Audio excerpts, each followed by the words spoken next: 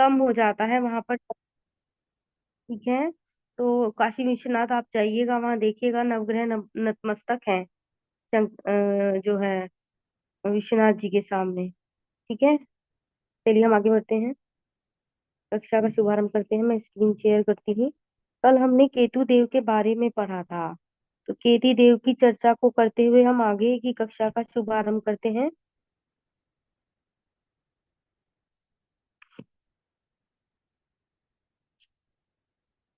हमने केतु देव के बारे में पढ़ा था कि भाई केतु मोक्ष का कारक है, केतु घाव को दर्शाता है, केतु का ज्योतिष में बहुत बड़ा रोल होता है। ठीक है। केतु को ठीक करने के लिए हम काल की सेवा कर सकते हैं, हम केतु को ठीक करने के लिए गणेश जी की पूजा कर सकते हैं और उसके शुभ प्रभाव को ले सकते हैं। केतु को ठीक करने के लिए हम बृहस्पति संबंधी उपाय भी कर सकते हैं। ठीक है। केतु की जब दशा चलती है तो आपको सीढ़ियों से गुजरना पड़ेगा। जैसे कहते हैं ना, शनि की दशा चल रही है, शनि की 7.5, तो पैरों पर इफेक्ट होगा, आपको काफी पैदल चलना पड़ेगा। ऐसी जब केतु की दशा आती है तो ऊपर नीचे सीढ़ियों पे बहुत चलना पड़ेगा। ऊपर जाती हुई चीज को दर्शाता है केतु। केतु ये रिप्रेजेंट करता है एक मतलब झंडा लगाने से आपका, पताका लगाने से आपका कीर्ति बढ़ेगी, आपका यश बढ़ेगा। तो ये केतु की रेमेडी में बताया जाता है कि आप जो है ध्वजा का प्रयोग करें, मंदिर में कहीं ध्वजा लगाएं, घर पर कहीं ध्वजा लगाएं। ठीक है। तो ऊपर जाती हुई चीज है और धर्म का प्रतीक है। इसकी जो पताका है, कहते हैं कि सूर्य से भी आगे है। यानी धर्म के क्षेत्र में केतु को जो स्थान प्राप्त है वो अन्य किसी ग्रह को नहीं है। वैसे तो बृहस्पति को भी अच्छा कहते हैं, बृहस्पति बृहस्पति की शुभ दृष्टि इस पे बहुत अच्छा काम करती है। और मेरे हिसाब से पूछो तो एक असली एस्ट्रोलॉजर वही होगा जिसका केतु सही रिजल्ट दे रहा होगा। क्यों? क्योंकि उसके पास वो दैवीय ऊर्जा है, जिसके सर पे वो हाथ रख दे तो मानो उसका कुभाग्य मिट जाए। मैं उदाहरण देती हूँ, जैसे कि हमने कहा बुद्ध बैठे हैं और बुद्ध के पास लोग जा रहे हैं अपने प्रॉब्लम के सॉल्यूशन के लिए। अच्छा, बुद्ध की दृष्टि जब केतु पे जाती है तो व्यक्ति जो कहेगा वो सच होगा। अब वो सही कहे तो, गलत कहे तो, बात एकदम सही होगी। अच्छा, सूर्य की दृष्टि जाती है तो सूर्य भी काम तो करेगा, पर कई बार वो गलत भी बोल देगा। अब ऐसा एस्ट्रोलॉजर। अच्छा, क्या होता है कि मतलब कहने का एस्ट्रोलॉजर को, वकील को और डॉक्टर को अपना कार्य बहुत ध्यान से करना चाहिए, क्योंकि जो भी आप कर रहे हैं अगर वो धर्म संगत नहीं रहा, गलत हो गया, तो किसी का नुकसान भी हो सकता है। और जिसका दोष आपको लगेगा कि आप अपने व्यवसाय के साथ या आप अपने कर्म के साथ एक वो नहीं कर रहे। आप देखते होंगे ना, रामायण में आपने देखा कि भाई क्या कहते हैं वो, वैद्य सुषैन को ले गए हनुमान जी उठाकर, और फिर उनसे उसको कहा जा रहा है कि भाई तुम, ये लक्ष्मण जी मूर्छित हो गए हैं, इनको जरा ठीक करो। तो उन्होंने पहले तो मना कर दिया, लेकिन फिर जामवंत जी ने और अन्य लोगों ने उन्हें समझाया कि देखो भाई, जो चिकित्सक है उसका पहला धर्म क्या है, अपने रोगी की देखभाल करे, उसको स्वस्थ करे। ऐसी ज्योतिषी का क्या धर्म है कि सामने वाले को एक मोरल सपोर्ट दे, एक मनोवैज्ञानिक तरीके से भी काम करना है। ये नहीं उसको सब कुछ सच बता दिया, मतलब कुछ अनिष्ट होने वाला है ऐसा कुछ बोल दिया, नहीं होगा अनिष्ट तो जरूर होगा। ठीक है। तो ये बहुत, इन लोगों को अपना जो कार्य है बहुत संभल के करना चाहिए। आगे बढ़ते हैं। तो हम केतु को पढ़ चुके थे कल, नाना का कारक है। ठीक है। अब आ जाइए, यह भी हम पढ़ चुके हैं, आगे बढ़ते हैं।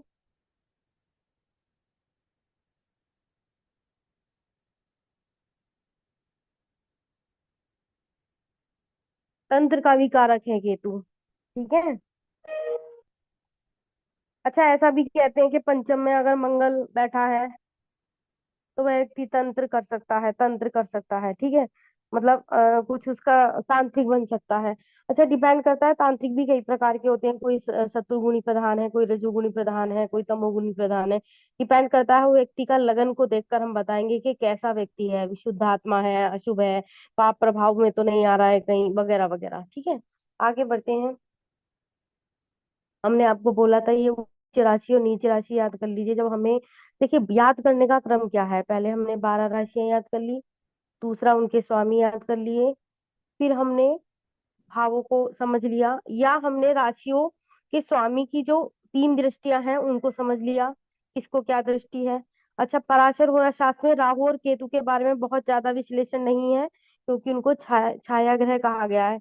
लेकिन आधुनिक विद्वानों के अनुसार, और हम कह सकते हैं आजकल क्योंकि कलयुग का प्रभाव है, तो इस समय राहु प्रबल है। अगर कोई व्यक्ति चौबीसों घंटे मोबाइल के साथ बैठा है, बच्चा मोबाइल के साथ है, तो समझ लीजिए राहु का कहीं ना कहीं रोल है। ठीक है। या फास्ट फूड खाना, घूमना, विदेशों में जाना, ये सब राहु को रिप्रेजेंट करता है। ठीक है। या कई बार राहु और शुक्र का कॉम्बिनेशन होता है, तो वो व्यक्ति क्या करेगा, अपनी इच्छाओं की पूर्ति के लिए वो सब कुछ करेगा, मतलब वो सभी प्रकार की इच्छाओं की पूर्ति ये के इन प्रकार करने की कोशिश करेगा। ठीक है। आगे बढ़ते हैं। तो हाँ, फिर हमने कहा उच्च और नीच अवस्था को याद कर लीजिए, ग्रह मैत्री को याद कर लीजिए, भावों को बहुत अच्छे से समझ लीजिए, फिर ग्रहों को पढ़ लीजिए, उनकी प्रकृति को देख लीजिए, उनके तत्व को देख लीजिए। ठीक है।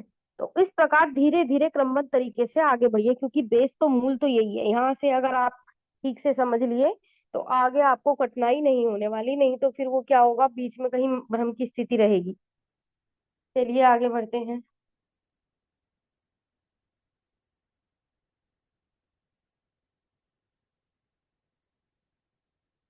यहाँ से देख लेते हैं ना। काल पुरुष की आत्मा सूर्य है और मन चंद्रमा है। काल पुरुष की कुंडली, जब हम कुंडली का हाँ एक कुंडली चक्र बनाते रहिए। पहले जो है लगन कुंडली बनाइए। ठीक है। लगन कुंडली जो आप अपनी बनाएंगे, वैसे तो जो आपकी कुंडली है वो है ही, लेकिन एक काल पुरुष की कुंडली बनाकर रखिए, उससे हमें बहुत हेल्प मिलती है फलित करने में भी, और गोचर वगैरह की दृष्टि से भी अगर हम देखें तो काल पुरुष की कुंडली भावात भावम का सिद्धांत भी लागू करके हम बहुत सटीक फल कथन कर पाते हैं। ठीक है। तो हमने काल पुरुष की कुंडली बना ली, इसमें मेष आदि इत्यादि मीन मीन तक 12 राशियां बिठा ली, उनके स्वामी बिठा लिए। ठीक है।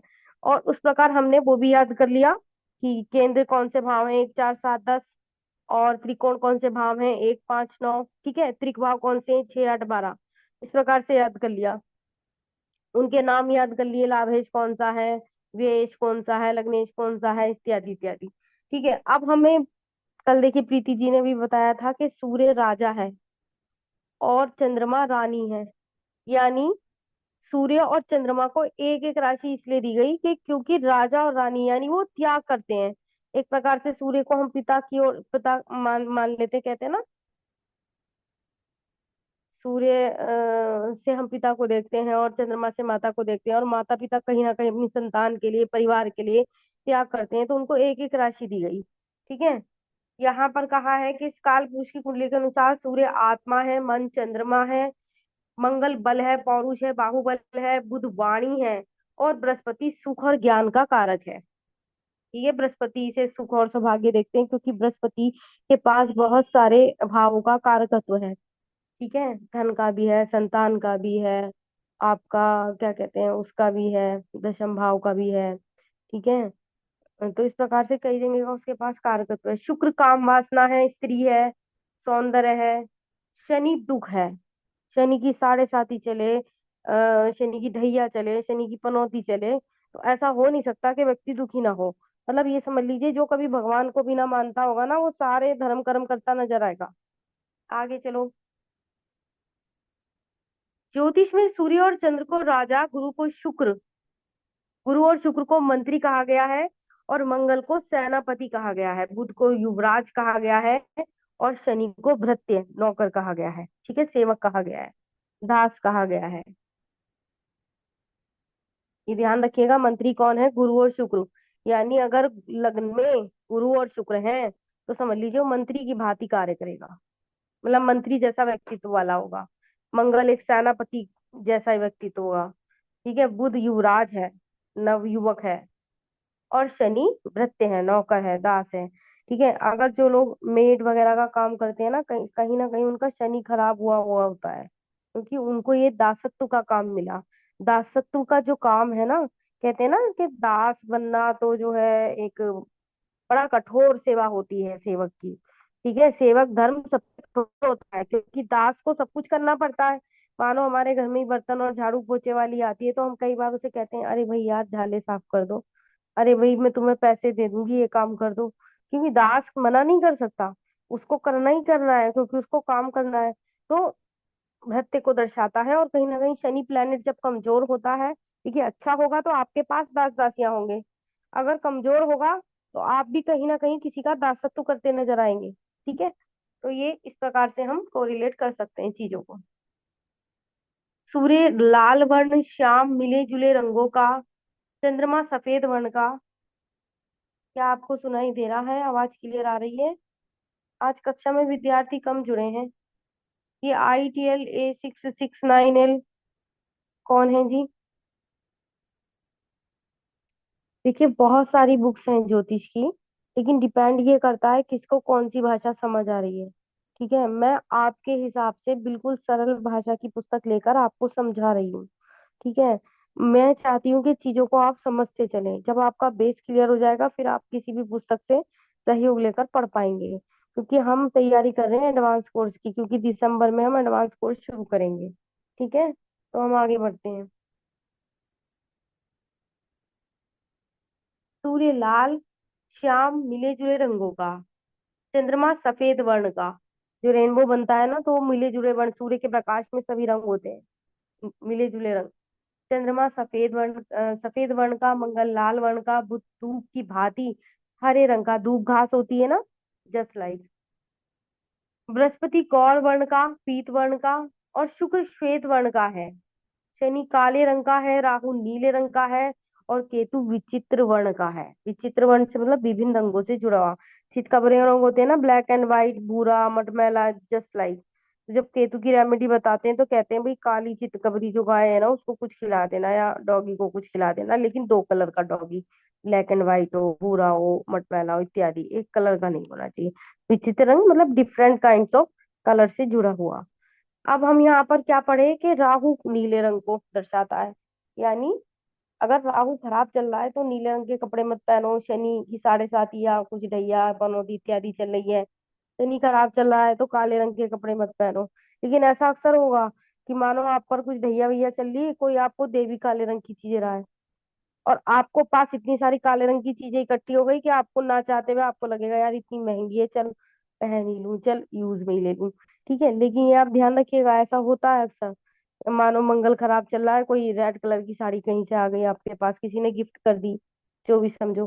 तो जब जो जैसे कि खराब चल रहा हो प्लेनेट, उससे रिलेटेड चीजें मत पहनिए, उससे वो ठीक नहीं होगा और ज्यादा बुरा फल देगा। ठीक है, जैसे बहुत से लोग शनि को ठीक करने के लिए नीलम पहन लेते हैं, नीलम उसी के लिए काम करेगा जिसका शनि अच्छा है। खराब होगा तो उसका बल बढ़ेगा, लेकिन वो बल बढ़कर आपको नुकसान भी दे सकता है। ठीक है, तो ये देखना पड़ता है कि क्या स्थिति है। तो नीले रंग को रिप्रेजेंट करता है राहु, और काले रंग को शनि, और चितकबरा रंग या डिफरेंट जो कलर होते हैं, 2 रंग 3 रंगों का, वो उसको हम केतु की दृष्टि से देखते हैं, मतलब केतु का रंग है। अब यहाँ हम इतना पढ़ चुके हैं, आगे बढ़ते हैं। दिशाओं को देख लो भाई, दिशा याद होनी चाहिए। सूर्य पूर्व दिशा का प्रतिनिधि ग्रह है, शनि पश्चिम का, बुध उत्तर का, और मंगल दक्षिण का। ठीक है, सूर्य पूर्व, शनि पश्चिम, बुध उत्तर, और मंगल दक्षिण, और शुक्र आग्नेय कोण का। आग्नेय कोण मालूम है? पूर्व और दक्षिण दिशा। उसके अलावा राहु केतु नैऋत्य कोण, नैऋत्य कोण से हो गई पश्चिम दक्षिण, और चंद्रमा वायव्य कोण का। वायव्य कोण कौन सा हो गया? पश्चिम और उत्तर। गुरु ईशान कोण का, यानी पूर्व और उत्तर दिशा का। तो ये आप याद कर लीजिएगा। ठीक है, ध्यान रखिएगा, कुछ भूल नहीं जाइए, क्योंकि कई बार इनकी आवश्यकता पड़ती है। मानो कुंडली का चक्र आपके सामने रखा है, तो कई बार हम उसका वास्तु देखने के लिए इनका प्रयोग कर सकते हैं। ठीक है, कि मानो कहीं राहु केतु इत्यादि प्लैनेट, सूर्य ग्रहण इत्यादि वहां बन रहा है कहीं द्वितीय भाव में, तो हम कह देंगे कि तुम्हारे ईशान कोण में जो है ना कुछ गड़बड़ है, जाके देखो भाई, क्योंकि सारा ग्रहण दोष वहीं लगा हुआ है, यहाँ पर बहुत पीड़ित दिखाई दे रहा है ये भाव। तो देखो जरा ईशान कोण में कुछ है तो नहीं। अब जब हमें दिशाएं ही याद नहीं होंगी तो हम कैसे करेंगे? वैसे तो सरल है, पूरा पश्चिम उत्तर दक्षिण ऐसे बिठा लो, फिर ये ध्यान रख कर लो कि सूर्य इधर बैठेगा, मंगल पश्चिम, ओ सॉरी दक्षिण में बैठेगा, बुध उत्तर में बैठेगा, शनि पश्चिम में बैठेगा। बस इजी है। ईशान कोण में गुरु हो गए, राहु केतु नैऋत्य कोण में हो गए, शुक्र वायव्य आग्नेय कोण में हो गए, और चंद्र वायव्य कोण में हो गया। ठीक है, इस प्रकार से हमें कुंडली में अगर हम वास्तु देखें तो उसमें बहुत अच्छा काम करता है ये।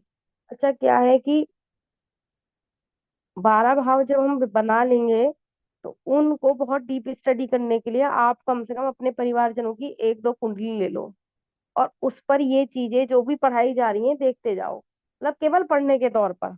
बच्चों की नहीं लीजिएगा लेकिन उसमें, और कोशिश कीजिएगा अपनी मत लीजिए, लेकिन अगर आप ले रहे हैं तो ले लीजिए, वो अलग बात है, लेकिन फलित की दृष्टि से नहीं, बस पढ़ने की दृष्टि से उसको आप चक्र को देखते जाएं। ठीक है, आगे बढ़ते हैं। क्या आपको समझ में आ रहा है? हेलो। हाँ जी मैम, आ रहा है। जी, आगे बढ़ते हैं। अच्छा, अब यहाँ पर विषम शम राशि के बारे में बताया गया है कि विषम राशियां कौन सी हैं। सिंपल है, जो दो से कट जाए सॉरी, कट जाए वो सम राशि है, जो दो से नहीं कटनी है वो विषम राशि है। ऐसे मेष, मिथुन, सिंह, तुला, धनु एवं कुंभ, ये विषम राशियां हो गई। और सम राशियां कौन सी हो गई? 2 number, 4 number, 6 number, 8 number, 10 number, 12 number. क्यों? क्योंकि ये दो से कट जाएंगी, तो इजी है, अगर आपको 12 राशि याद है तो आपको सम और विषम राशि याद रहेंगी। अब बालावस्था, कुमारावस्था, युवावस्था, वृद्धावस्था और मृतक अवस्था की डिग्री दे रखी है कि 0 से 6 डिग्री बालावस्था होती है, 6 से 12 डिग्री कुमारावस्था होती है, 12 से 18 युवावस्था होती है, और 18 से 24 वृद्धावस्था होती है, और 24 से 30 मृतक अवस्था होती है। यानी अगर कोई ग्रह 24 से 30 डिग्री का कुंडली में बैठा है तो वो मृतक अवस्था का फल देगा, मतलब फल नहीं देगा, मृतक है, कोई फल ही नहीं है, या अशुभ फल देगा। ठीक है, वृद्धावस्था का भी अशुभ देता है, युवावस्था का ग्रह सबसे अच्छा फल देता है। ठीक है, अब आप इसको कैसे देख सकते हैं कि भाई, ऐसे देख सकते हैं कि मानो 25% बालावस्था का देगा, 50% कुमारावस्था का देगा, युवावस्था का 75% देगा, वृद्धावस्था में पहुंचते ही उसका बल क्षीण हो जाएगा, क्योंकि वृद्ध व्यक्ति कुछ नहीं कर सकता। और मृत अवस्था का तो समझ लो जीरो ही है रिजल्ट। तो ये आप डिग्री देख सकते हैं, डिग्री देखने से क्या होता है, हमें ग्रह के बल का पता लगता है, और जब हमें ग्रह के बल का पता लगता है तो हम सही सटीक फलित कर सकते हैं। और हम अष्टक वर्ग को भी देख सकते हैं फिर। ठीक है, मानो किसी के, कह सकते हैं कि भाई शनि की 7.5 चल रही है, एक एक एग्जाम्पल ले लिया हमने। तो अब शनि की 7.5 चल रही है, तो शनि की 7.5 में उसे लाभ होना है या हानि होनी है, पहले तो हम ये देखेंगे कि उस लगन के लिए उसकी राशि क्या है, कहाँ बैठा है शनि। ठीक है, कहते हैं 7.5 का अंतिम चरण कुछ देखे जाता है, लेकिन डिपेंड ये करता है कि आप कर्म कैसा कर रहे हैं। अगर आपने कर्म छोड़ दिया तो फिर 7.5 उल्टा रिजल्ट भी दे सकती है। ठीक है, लेकिन सबके लिए 7.5 बुरी नहीं होती, 7.5 हमें कर्म सिखाती है। अब हम क्या करेंगे, अष्टक वर्ग में जाके ग्रह के बल को देखेंगे। पहले तो हम शनि को देखेंगे कहाँ बैठा है, फिर हम उसकी डिग्री देखेंगे। और हमें बहुत ज्यादा भी समझ में नहीं आ रहा, कुछ लोग तो अष्टक वर्ग से ही फलित करते हैं। ये कौन सज्जन है, माइक बंद कीजिएगा प्लीज। जी, आगे चलते हैं। ठीक है, तो हम ये ध्यान रखेंगे जब हम कुंडली का चक्र देखेंगे तो अपने ग्रहों को देखिए कि अगर कोई 0 से 6 डिग्री का है तो बालावस्था का है, उसका फल 25% ही होगा। 6 से 12 डिग्री का है तो वो ग्रह कुमार अवस्था का है, यानी किशोर है, तो उसका फल कितना होगा? लगभग 50%, 40 से 50% मान के चलो। कोई 12 से 18 डिग्री का है तो वो युवावस्था का है, वो अच्छा फल देगा। ठीक है, यानी वो युवा है, यंग मैन है, तो वो अच्छा फल देगा, आप इस तरह से समझ सकते हैं। तो 12 से 18 डिग्री तक का जो ग्रह है वो सबसे अच्छा फल देता है, लगभग उच्च के समान ही फल देगा। उच्च के समान नहीं तो मतलब अच्छा फल देगा, उसके पास बल है। ठीक है, 18 से 24 डिग्री का वृद्धावस्था का हो गया। अब आप देख लीजिए, जो ग्रह 18 से 24 डिग्री का बैठा है तो उसमें बल बहुत ज्यादा नहीं है, और 24 से 30 डिग्री का बैठा है तो वो तो मृत ही है, वो आपको कोई फल नहीं देने वाला। आगे बढ़ते हैं। तो हमने ये देख लिया 10 अवस्थाएं मानी गई हैं, परंतु किसी किसी आचार्य ने इसकी 9 भी अवस्थाएं मानी है। उच्च राशि में ग्रह प्रदीप्तावस्था में होता है, अपने ग्रह में स्वग्रही स्वस्थ होता है, मित्र ग्रह में मुदित प्रसन्न होता है, और शुभ ग्रह के वर्ग में हो तो वह शांत होता है, दीप्त किरणों से युक्त हो तो शक्तिमान होता है, और ग्रहों से युद्ध में पराजित हो तो पीड़ित होता है। यानी कोई ग्रह अगर शुभ ग्रह है वो संधि में फंस गया, या अनेक पीड़ित ग्रहों के मध्य में आ गया तो वह पीड़ित हो गया। और शत्रु राशि में हो तो दीन, अत्यंत दीन हो जाता है अगर वो शत्रु राशि में हो, क्योंकि शुभ तो है ग्रह, लेकिन शत्रु की राशि में बैठा है तो बेचारा कर कुछ नहीं सकता। ठीक है ना, क्योंकि वो किसी अपने शत्रु से कैसे लड़ेगा, कमजोर है वो तो, मतलब कमजोर से मतलब दीन है, क्योंकि शुभ है, अशुभ तो कर नहीं सकता वो, लेकिन दीन है, वो अपना शुभ फल भी नहीं दे पाएगा। पाप ग्रह के वर्ग में हो तो खल, यानी दुष्ट बन जाएगा। आप जैसे बुध कहते हैं अकेला बैठा है शुभ है, लेकिन पाप ग्रहों के साथ बैठ जाए तो उसका फल कथन का क्या कहना, कि वो और भी पीड़ित पीड़ित रिजल्ट देने वाला है। अपनी नीच राशि में हो तो भीत, डरा हुआ होगा, और अस्त हो तो विकल कहा जाता है।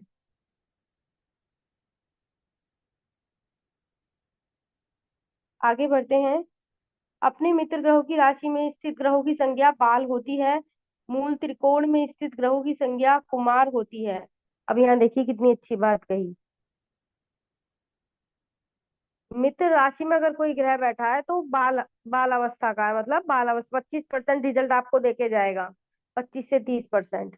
मूल त्रिकोण में बैठा है, मूल त्रिकोण से मतलब तीसरे और नवे स्थान, यानी कोई भी जो ग्रह है अपनी राशि से तीसरे या नवे स्थान पे बैठा है, भाव मतलब तीसरे से नवे। आप जैसे अगर शुभ फल देखना हो, मानो आपको धन का शुभ फल देखना है, ठीक है, तो धन के भाव से पंचम देख लो, फिर नवम भी देख लो, ठीक है, इस तरह से भी देख सकते हो। नहीं तो लगन से तो हम देखते ही हैं क्या, पंचम और नवम को। तो हम कैसे देखेंगे, यहाँ पर कहा है कि ग्रह के अपनी, सॉरी, मूल त्रिकोण में स्थित ग्रह की संज्ञा कुमार होती है, यानी किशोरावस्था का ग्रह है, और किशोरावस्था का ग्रह भी ठीक ठीक अच्छा रिजल्ट दे देता है, मतलब 40 से 50%। ग्रह के अपनी उच्च राशि में स्थित होने पर उसकी युवराज संज्ञा होती है, यानी युवा ग्रह है, तो वो कितना रिजल्ट देगा, वो लगभग 75% तक आपको रिजल्ट दे देगा। क्यों, क्योंकि वो अपनी उच्च राशि में बैठा है। शत्रु की राशि में स्थित होने पर ग्रहों की संख्या वृद्ध वृद्ध हो जाती है, मतलब हम ये भी देख सकते हैं कि वो शत्रु की राशि में बैठा है और उसकी डिग्री क्या है, तो वृद्ध उसकी स्थिति हो जाती है, ठीक है। और वृद्धावस्था का ग्रह निर्बल है, वो कुछ नहीं दे सकता आपको।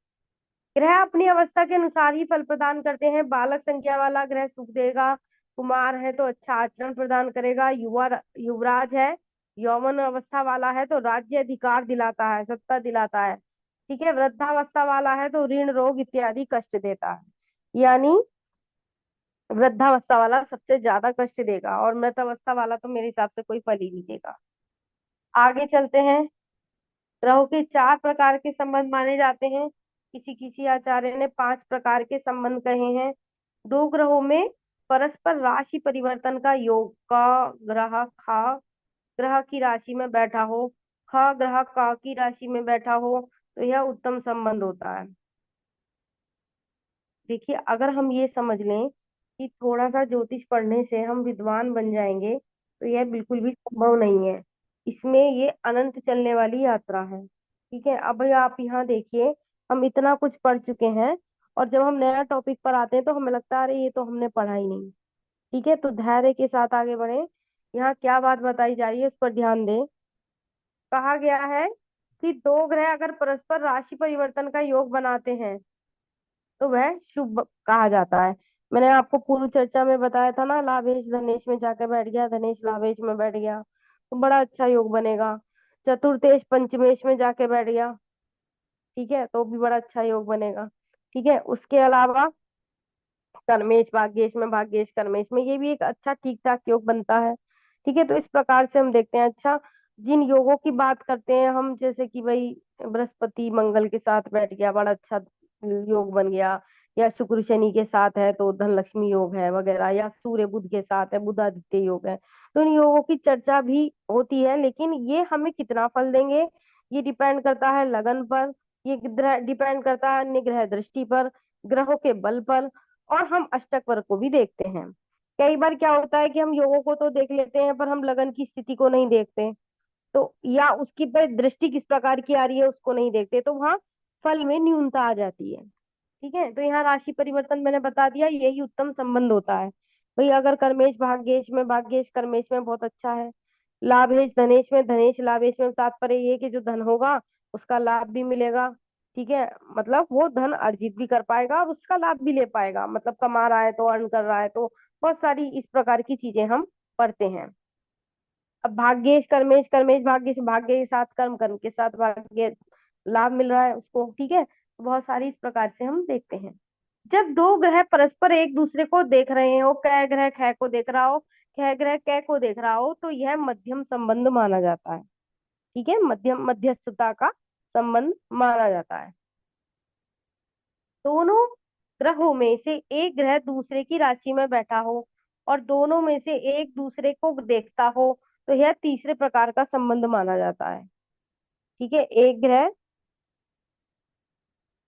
दूसरी राशि में बैठा है और दोनों ग्रह में से एक ग्रह दूसरे की राशि में बैठा है और दोनों में से एक दूसरे को देखता है, तो यह तीसरे प्रकार। भाई मतलब ये समझ लीजिए कि नवमेश जो है, क्या कहते हैं, शनि है। नहीं नहीं सॉरी, मतलब ये है कि दूसरी राशि में बैठा है और कहीं से दृष्टि संबंध बन रहा है, तो एक प्रकार का संबंध है। एक ग्रह को देखना ना, एक पाद द्विपाद त्रिपाद दृष्टि होती है, तीन दृष्टियां अलग बताई गई हैं। सप्तम दृष्टि 300 सॉरी 180 डिग्री की जो सप्तम दृष्टि है उसमें पूर्ण दृष्टि है। ठीक है, सॉरी, हाँ ठीक, नहीं 300, एक मिनट ये देखना पड़ेगा भाई, मेरा गणित कमजोर है। गणित पे जब मैं आती हूँ तो मैं मौन हो जाती हूँ। देखिए, हमारी 12 राशियां होती हैं और 30 डिग्री की एक राशि होती है। ठीक है, अब जो मान होता है वो 360 डिग्री का होता है, और उसको 12 से जब हम भाग करते हैं तो 30 डिग्री बनती है, और 30 डिग्री की एक राशि होती है। और मतलब जो हाँ, वैसे हम क्लॉक वाइज देखते हैं हर चीज को, लेकिन जो कुंडली है उसको हम एंटी क्लॉक वाइज देखते हैं। यानी पहले पहले भाव को देखेंगे, फिर दूसरे भाव को देखेंगे, और उसमें पड़ी हुई प्रत्येक राशि 30 डिग्री की होती है। ठीक है, और चंद्रमा जिस नक्षत्र में होता है उस समय जब जन्म होता है बालक का, जातक का, तो वो राशि वो लगन बनता है, सॉरी वो राशि बनती है। ठीक है, तो उस हिसाब से हम देखते हैं। तो पंचांग की कक्षा जब चलाएंगे तो उसमें विस्तार पूर्वक आपको समझाएंगे। पंचांग में के लिए गणित मजबूत होना चाहिए, किसी गणितज्ञ को बुला करके आपको समझाएंगे, और जितना मैं समझा चुकूंगी वह मैं समझाऊंगी। तो अभी हम फलित पर चलते हैं। दोनों ग्रहों में से, ये तो हो गया, दोनों ग्रह एक ही राशि के संयुक्त होकर बैठे हों, तो यह चौथे प्रकार का संबंध है। मतलब हम संबंधों को देखते हैं कि ग्रहों की युति चल रही है, दृष्टि संबंध बना हुआ है किस प्रकार का। अच्छा, ग्रहों जो एक वो होती है ना, केपी पद्धति कह दो, केपी पद्धति में ये आजकल बहुत चल रहा है, केपी केपी। ये ग्रहों की जो अंतर दशाएं होती है ना, मानो जैसे सूर्य में शनि का अंतर चल रहा है, विंशोत्तरी दशा है उसमें अंतर चल रहा है, सूर्य की विषुवंतरी दशा चल रही है उसमें जो है शनि का अंतर चल रहा है।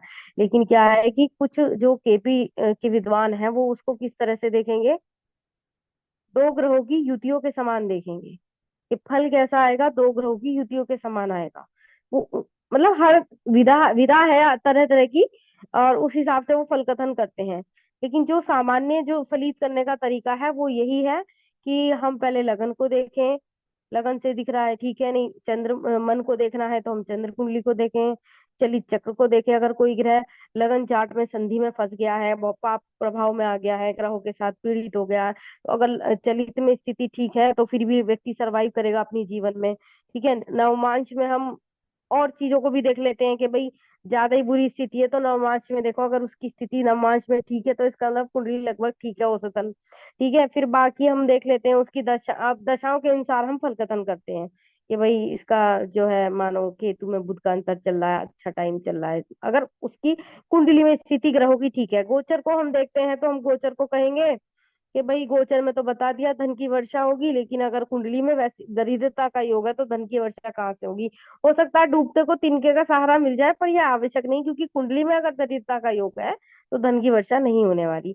तो कुंडली को पढ़ना आना चाहिए, और वो उतनी ही सटीकता जब आप आती है कुंडली पर जितना आपका ज्ञान अपना बढ़ाते रहो। ठीक है, आगे बढ़ते हैं। क्या आपको समझ में आ रहा है? हेलो।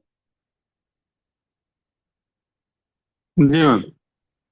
आपको हाँ, मेरी हम आवाज आ लोगों रही को समझ में आ है? रहा जी। है। जरा कैमरा ऑन कर लीजिएगा तो हम अटेंडेंस मार्क कर लेते हैं।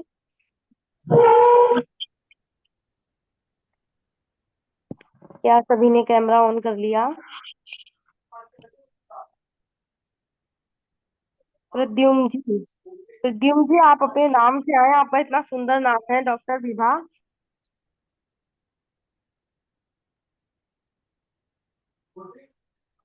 आपका माइक बंद है मैम। मेरे बेटे के नाम से ही कनेक्ट हो जाता है, इसलिए जी। मैं चेंज कर दूंगी। नहीं, हमें अच्छा लगेगा अगर आप अपने नाम से आएंगी तो। यस। ये श्योर। आवश्यक है। श्योर। जी। रमा मैम सब ठीक है? आपका चश्मा नहीं दिख रहा। लाइट गई हुई है शायद है। चलिए। कभी कभी जी। कक्षा में विद्यार्थी कम आते हैं। वो सोचते हैं वो अपने आप पढ़ के बहुत कुछ प्राप्त कर सकते हैं, लेकिन बहुत साधना की आवश्यकता है, बहुत श्रम चाहिए। आज मैं आपको बताऊं, मेरे पास कोई डिग्री नहीं है, ना ही मैंने कोई विधिवत शिक्षा ली। वर्तमान में मैं चल रही हूँ कि मैं ज्योतिष विज्ञान में कोई डिग्री ले लूं, क्योंकि आगे इसकी आवश्यकता पड़ सकती है। ठीक है। लेकिन क्या है, फिर भी हम रोज नया सीखते हैं। कोई क्वेश्चन करता है, उससे हम नया सीखते हैं। तो बहुत कुछ सीखने के लिए है इसमें, इतना आसान नहीं है। ठीक है। और जो नित्य नहीं जुड़ते वो बहुत कुछ खो रहे हैं। और जो नित्य जुड़ पा रहे हैं, समझ लीजिए दैवीय कृपा से उन पर हो रही है कि वो इससे, आप सोचिए, हम भी हम आपको फ्री पढ़ा रहे हैं। क्यों पढ़ा रहे हैं? कहीं हम पर दैवीय कृपा बरस रही है कि हम ये ज्ञान आप तक बांट पा रहे हैं। चलिए आगे बढ़ते हैं।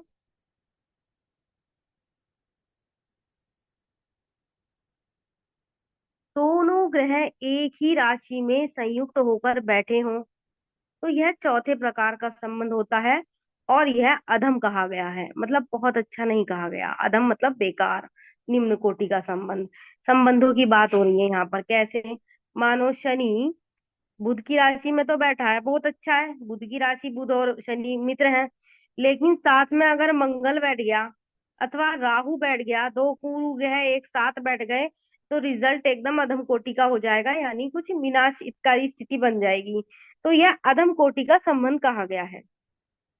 जब दो ग्रह एक दूसरे को त्रिकोण पांचवें नवे स्थान पर स्थित हो तो मतांतर से पांचवें प्रकार का संबंध हुआ। तो यहाँ जो है एक प्रकार का संबंध बताया गया है कि एक दूसरे को देखते हो, एक दूसरे की राशि में बैठे हो, स्थान परिवर्तन करते हो। तो इन प्रकार के संबंधों की यहाँ चर्चा की गई है। लेकिन सबसे खराब संबंध किसको बताया? जहाँ दो ग्रह बैठते हो और वो या तो मित्र राशि पे ना बैठे हो या आपस में शत्रु ग्रह हो। तो वो संबंधों को बिगाड़ देंगे, भाव को बिगाड़ देंगे, और उसके उसके फल को खराब कर देंगे। ठीक है। तो ये चीज यहाँ बताई गई है। आगे बढ़ते हैं। ग्रहों की दृष्टि हम पढ़ा चुके हैं, लेकिन उन्होंने कहा है कि राहु केतु क्योंकि छाया ग्रह है, उनकी कोई दृष्टि नहीं मानी गई, और मतांतर से इसमें भेद है। लेकिन आचार्यों के मत में राहु की सातवीं, क्योंकि कहा गया है कि जो है प्रत्येक ग्रह अपने से सातवीं राशि को पूर्ण दृष्टि से देखता है। और ठीक है, मानो एक होता है ना कि भाई जैसे प्रीति जी कुछ जानती हो, मैं कुछ जानती हूँ, सरिता जी कुछ और जानती हो, तो मतांतर से भेद भेद है। हालांकि हम ऋषि पराशर को फॉलो कर रहे हैं, लेकिन क्या है कि क्योंकि कलयुग है और राहु का प्रभाव है, और आजकल के टाइम में हम शुक्र को भी बहुत जो लग्जरी लाइफ के लिए देखते हैं, भौतिकतावादी टाइम के लिए देखते हैं, तो हम शुक्र को भी बहुत लोग इसमें बताते हैं। तो यहाँ पर ये कहा है कि राहु और केतु की दृष्टि की मान्यता तो नहीं है प्राचीन आचार्य ने, लेकिन जो नवीनतम और बाद में आए इनकी, उन्होंने दृष्टि बताई। क्या बताई? सातवीं, पांचवी और नवी दृष्टि राहु की। और मैं आपको बताऊं, मेरी कुंडली में राहु उच्च के बैठे हैं, तो मुझे उसके फल के बारे में डेफिनेटली हम अपने आप से बहुत कुछ सीखते हैं, अपने जीवन के दुखों से, पीड़ाओं से, अनुभवों से बहुत कुछ सीखते हैं। तो राहु उच्च का फल देता है, और अगर वो अशुभ अवस्था में है तो उच्च का अशुभ फल देगा, अगर वो अशुभ स्थिति में बैठा है। और उसकी दृष्टि भी काम करेगी। मानो पांचवें भाव पर जा रही है और पांचवें में बैठे हैं बृहस्पति, तो क्या है? गुरु चांडाल दोष बन गया जी। ठीक है, गुरु चांडाल से मतलब वहां कुछ लड़ाई झगड़े को दर्शा रहा है। ठीक है। उसके बाद आगे चलो, सातवीं दृष्टि को देख लो। अब मानो लगन में ही राहु बैठे हैं, उसकी सप्तम दृष्टि जा रही है अपने जो जाया भाव पर, पत्नी के भाव पर, लाइफ पार्टनर के भाव पर, तो वो वहां पर कुछ ना कुछ प्रॉब्लम क्रिएट करेगी ही, क्योंकि क्रूर ग्रह की दृष्टि सप्तम भाव में पड़ना ठीक नहीं है। या तो वो लड़ाई झगड़ा करा देगी, या वो डाइवोर्स करा देगी, या वो कहते हैं ना कि मतलब वैधव्य दोष भी बना सकती है, या पति किसी प्रकार बीमार रहेगा, दूर रहेगा, क्योंकि अशुभ दृष्टि आ रही है, तो जो रिजल्ट है वो अच्छे नहीं आएंगे। ठीक है। तो और क्योंकि कलयुग में तो राहु का बहुत बड़ा प्रभाव है, केतु। ठीक है, तो इनकी जो दृष्टियां बताई गई हैं, सातवीं, पांचवी और नवीं है, और इनका फल हमने देखा है। तो आधुनिक आचार्यों के द्वारा भी, या बाद के जो भी विद्वान आए, पराशर जी के बाद के विद्वान आए, उन्होंने अपनी पुस्तकों में लिखा है। आगे चलते हैं। प्रत्येक ग्रह अपने स्थान से तीसरे, 10वें को एक पाद दृष्टि से, 5वें और 9वें को दो पाद दृष्टि से, चौथे और 8वें को तीन पाद दृष्टि से देखता है। यानी इनकी एक पाद, द्विपाद और त्रिपाद दृष्टि देखी दी गई भी बताई गई है, बताया गया